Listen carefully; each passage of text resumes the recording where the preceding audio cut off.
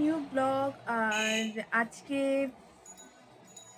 পুজো শেষ, তো আমরা আবার ব্যাক টু ডিউটি হয়ে গেছি। দোকানে আমি এসে বসে গেছি। আর পুজো ছোট ছোট প্রচুর ক্লিপস নেওয়া হয়েছে, যেটা আপনাদের সাথে শেয়ার করা হবে। আর তারপর আমি এখনো চা পাইনি, করে চা দিতে বলেছি আমার, কিন্তু আমাকে এখন থেকে নিয়ে চাটা নিয়ে এসে আবার আপনাদের সাথে দেখা হচ্ছে।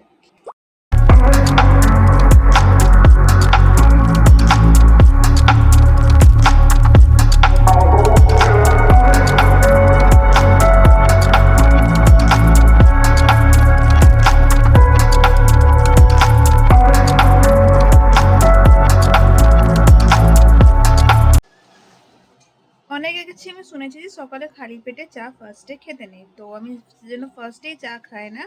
আমি আগে হলুদ খাই, তারপরে আমি একটু ইয়ে খাই, খেজুর খাই, অ্যান্ড দেন চা খাই। আমি চা বিস্কিট দেন টি, তারপর চাটা খাই। তো এখন চাটা খাবো, তারপরে পড়তে বসবো। কারণ দুর্গা পুজোর নামে প্রচুর ফাঁকি মেরেছি, মানে প্রচুর পরিমাণে ফাঁকি মেরেছি। তো কলেজের অ্যাসাইনমেন্টস, তারপর এক্সামের পড়া প্রচুর কিছু পেন্ডিংস আছে, ওগুলোকে দেখি করতে হবে আস্তে আস্তে। প্রচুর ফাঁকি মারা হয়ে গেছে।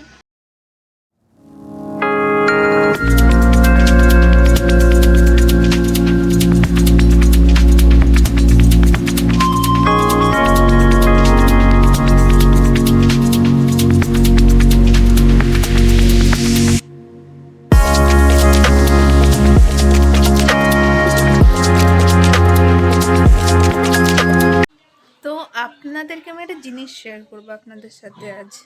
এটা হচ্ছে আমার বোন, ওর গল্পের বইয়ের তাকের কালেকশন। দিস,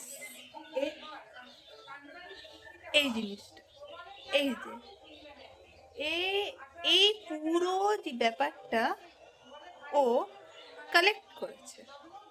নাও মজার ব্যাপার হচ্ছে, এটা আমার বইয়ের তাক। এই এক, এই দুই, আর ওই উপরে আরেকটা আছে। 1 সেকেন্ড, ক্যাপচার হচ্ছে না, দেখি এদিক থেকে। এই এক, তার উপরে ওটা আছে, তার উপরে এই যে এইটা, এটা আরেকটা, এটা একটা, এটা একটা, তার নিচে একটা, আর নিচের এগুলো তো ডিকশনারি। তো এবার আমার আরেকটা সেমেস্টার এখনো পেন্ডিং। আমার প্রশ্ন হচ্ছে, ও যদি বইয়ের তাকে এরকম করে ভরিয়ে দেয় গল্পের বইতে, আমার পড়া বইগুলো যাবে কোথায়?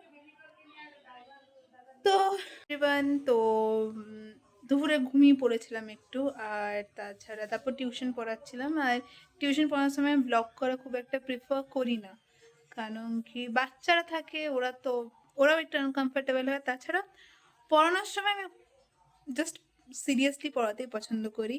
নাও আমি পাস্তা রান্না করব, অ্যান্ড আমি পাম্পকিন পাস্তা রান্না করব। তো ইন্তজাম চলছে, অ্যান্ড আমি বুঝতে পারছি না পাস্তাটাকে একটু স্পাইসি কি করে করব।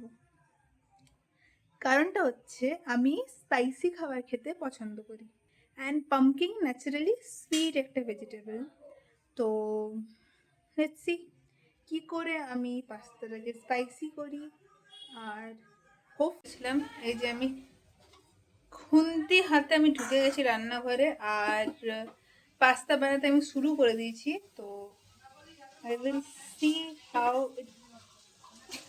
কেমন হচ্ছে ব্যাপারটা। আমি একটু বলতে পারি, একটু আমি কি বলবো, এটা কিন্তু পরন্তর মধ্যেখানে আছি যে কিরকম হবে কিরকম হবে না। কুমড়ো খেতে খুব একটা পছন্দ করি না, আমি মিষ্টি মিষ্টি জিনিস পছন্দ করি না, বাট হোপফুলি একটা হেলদি অল্টারনেটিভ খুঁজে থাকলে কি পাস্তা টাস্তা খাওয়া যায়, এই আর কি।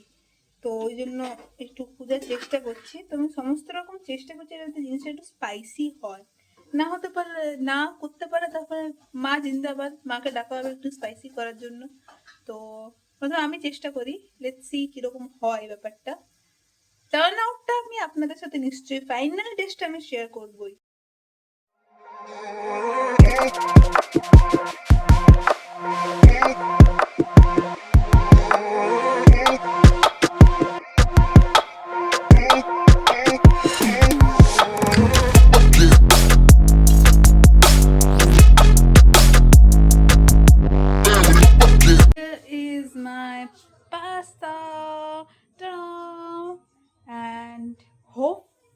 বোন তো বললো ঝাল হয়েছে কিন্তু খেতে ভালো, তো খেয়ে দেখি কিরকম লাগবে।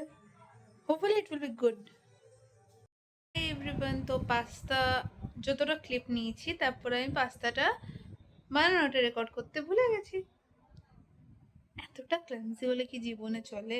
মানে এরকম লেভেলের ক্লামজি। চেষ্টা করছি রেকটিফাই করার, বাট ভুলে গেছি এবার। পাস্তাটা খেতে ভালো হয়েছিল। এর পরের বার যেদিন বানাবো আই প্রমিস আমি পুরোটা রেকর্ড করব না ভুলে। অসম্ভব পরিমাণে আমি ক্লামজি হয়ে পড়েছি, মা বাবা ঠিকই বলে।